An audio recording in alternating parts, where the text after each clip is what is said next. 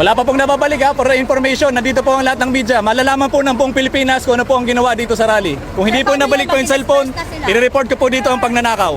Ano bang ginawa sa'yo? Anong ginawa? Ano po, antayin po natin hanggang di makabalik yung cellphone natin. Sino po ba yung nakawan, sir? Yung pulis po natin nandito, peacefully nag-document, hinablot po. So ganyan po ba ang malayang pamamahayag, may kasamang pagnanakaw? At galit po tayo sa magnanakaw, tayo rin mismo nagnanakaw.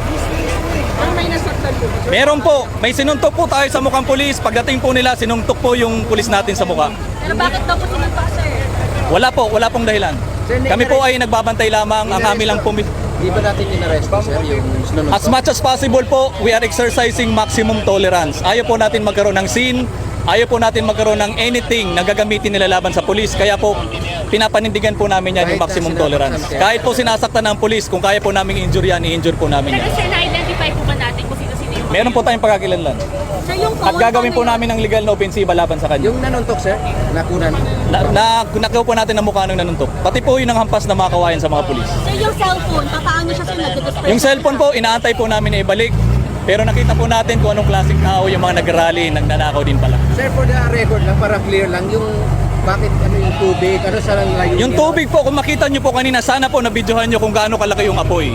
Kami po, concerned po kami sa rallyista, baka may masunog po sa kanila, baka may ma-injury po sa kanila. Kapakanan po nila ang aming iniisip. Kaya po, nag-standby po kami dito ng tubig.